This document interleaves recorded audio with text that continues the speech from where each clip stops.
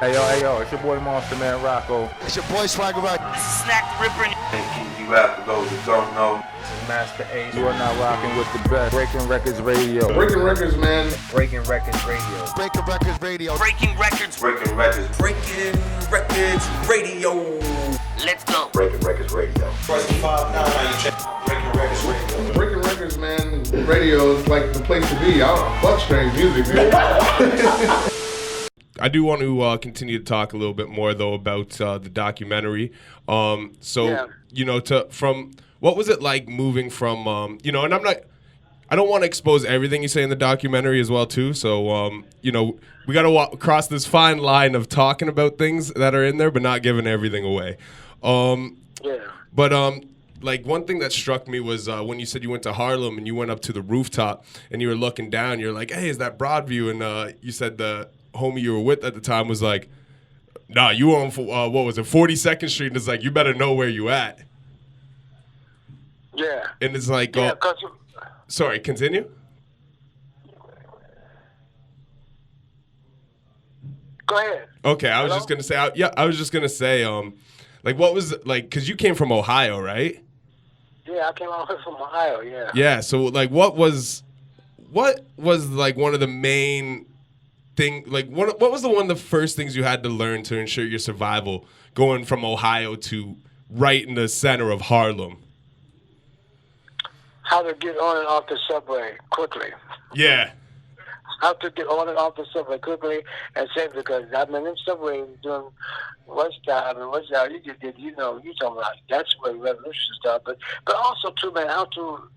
Because when I got to Harlem, man, I got there when I did after I got the money from the Jamaican, I got up to Harlem, and it just messed me up. Man, there's so many people in dashikis and people in silk suits and people talking one language and people talking another, and Black Power people in one corner, others the Jews people in one corner. It's like, so you gotta realize where you were at. Yeah. Before you could make what direction to move, because there were so many directions to go in Harlem, man, at that time. And so knowing that I had come to be a revolutionary, so I hooked up with a lot of revolutionary people, you know, at that time.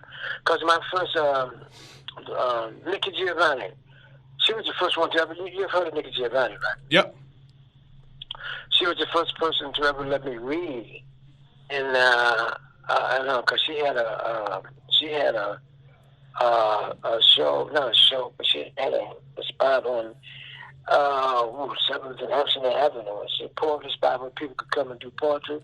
And see, plus of all, we were both from Ohio, so we were like, you know. And then, as a matter of fact, one of the Kelly Isley brothers was there the day I read. Oh, really? And, oh, yeah, man, Kelly Isley, because her and me, he's from Cincinnati, I'm from Ohio, so we, you know, we Buckeyes. So, and I didn't know he was there, but after I read my first poem with my poetry, like I said, it wasn't really good poetry, but she gave me the first chance to do it. But Kelly came up and gave me $50 and told me, you know, you're going to make it here, and you're going to make it here. So about 3 years later, when we were at the Apollo, and he came to see it, he said, I told you, boy, I told you he was going to make it, didn't you? So the thing was how to learn to navigate around New York, especially up in Harlem, because there were so many different ideas and so many different philosophies going on up there at the time. So it's like you have to make sure that you got into the right philosophy with the right people to help move you forward. And so me getting with the last poets, it just opened up a lot of things. And because, like I said, Dune and Garland King and them and Philippe and them had already opened up that forum for me. So for me to make it even more open and more broader, I had to get in and understand the people with whom I was dealing with, man, which was easy because I lived in the street when I was a young boy. I grew up in the streets, you know, so I learned how to talk to people and deal with people. So the thing was learning how to deal with people and all of them, and learning to get them to respect you for who you were and what you were about and what you were trying to do for them, you know? Yeah. And one thing I was curious about, too, with The Last Poets, I've noticed a trend, like, throughout your discography that different poets would appear on different albums. Like, you are present on a majority of them, but there's, like, a couple periods, I think it's, like, between 78 and, like, 82 or something, and then, like, 88 and 92 or something like that, where you weren't present on a couple albums, and same with other poets. Is there a reason for why you guys chose to do that, or was it just something, certain people were dealing with certain things? Well, when the group broke up, a lot of groups, me and Abiel Doon and Baba Tune, in the last 30 years have become the group that is known as the Last Chorus as a group, But we all know that there was Galen Kane and there was Felipe, and so everybody, and then Jalal and Suleiman did some things with albums. So we never, nobody ever tried to stop other Last Chorus from using the name Last Chorus or doing something in the name of Last Chorus. Okay. Even though I have the trademark to the name, but no, I would never stop no other Last Chorus from doing that, man, because, they're the ones who made it possible for me able to get that name, Oh, that's amazing. But everybody else who tried to use the name, and I know they were the Last Chorus. I pull out the fact that I only copied the trademark to the name.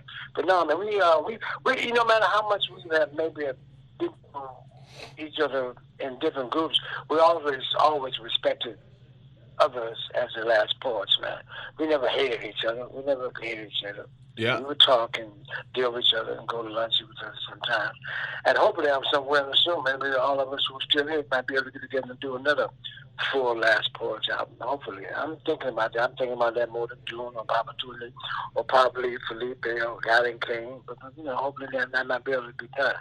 That would be amazing.